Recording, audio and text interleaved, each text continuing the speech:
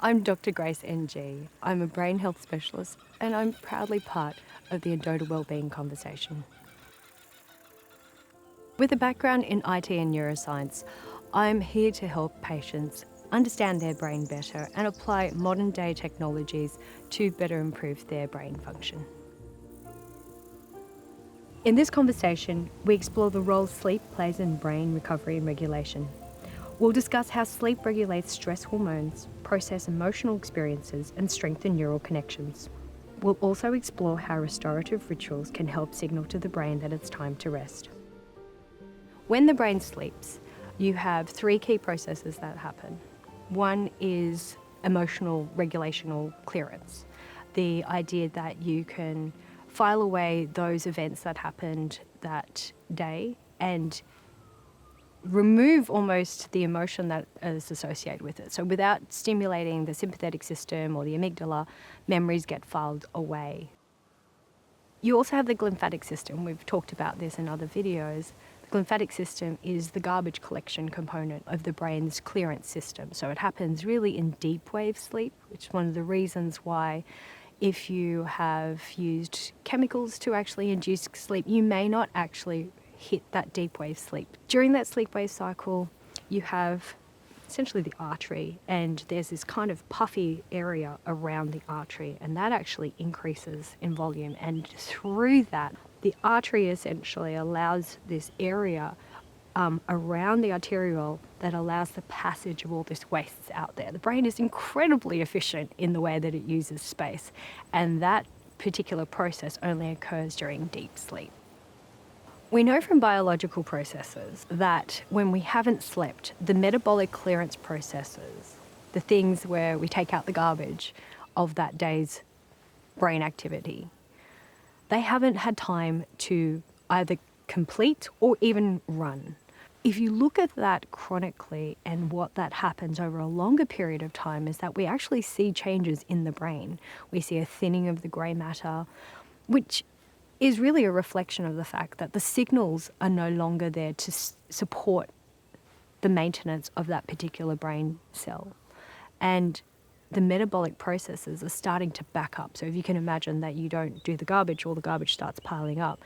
That creates this kind of toxic soup that the brain has to operate in. It's very important in order to address things like sleep as a contributing factor to your mental health. The other critical thing that is related to all the stress and the burnout that we've talked about is the decrease in cortisol. So with the decrease in the sympathetic drive, you're essentially seeing that all the hormones that are associated with it have the opportunity to decrease in production, but also decrease in their impact on the brain. Sleep allows us to establish a baseline and re-establish that baseline if the day has been particularly stressful. So on a neurochemical point of view, you're kind of flushing out all the hormones and the chemicals that are associated with the stresses of the day and allowing a process in which that is replaced or you're brought back to baseline and you rest and reset. What's happening? Decreasing cortisol, decreasing sympathetic drive, so you drop your heart rate. With sleep, you might be in a situation where your blood pressure drops also, you're usually supine or you're usually laying back. But the main idea is that both your breath and your heart rate start to resync with the rest of everything else that's happening inside your body. And because you have disengaged that executive function, you're not forcing yourself to do anything during that period. So that body really has the chance in order to go around and fix everything, tidy everything up and reset the stage for the next day. So sleep's a really great editor in some ways. It's the brain's ability to kind of keep the stuff that matters and discard the stuff that maybe doesn't have the long-term implication. It's one of the reasons why one of my nighttime routines is to actually write down everything that I need to do the next day, so I'm not ruminating about it during sleep time. Try practicing that if you're one that's ruminating during sleep, because you really need that time in order to prune back what it is that isn't that important to you. What we know generally, the way people are built, is that bright lights, moving items, things that essentially cause you to feel a little bit of fear or anxiety, not great. as part of your wind down routine. Find the things that allow you in order to feel a little more calm and allows you to operate at a different pace. For me personally, I really like, if I get the chance, read a book, write out the list for the next day, potter around the house, clean up stuff. It gives me a sense of like I'm resetting the stage for tomorrow. And then I might do a little bit of box breathing and a bit of visualization.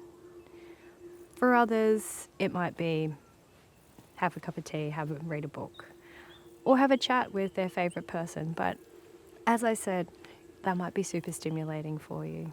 Find your routine, find the thing that allows you to chill out and signal to your brain, hey, we're drifting off to sleep now. Now's the time to start decreasing. And if you think about the 5 senses, might be a really nice way of essentially shutting down each of those senses or giving it a cue, like lavender, before you're going to go to sleep.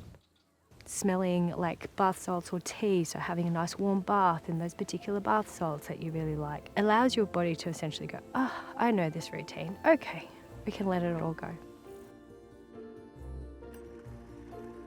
Understanding how the body works helps us care for it more intentionally. Explore more simple ways to support your health and longevity with the Endota Wellbeing Conversation.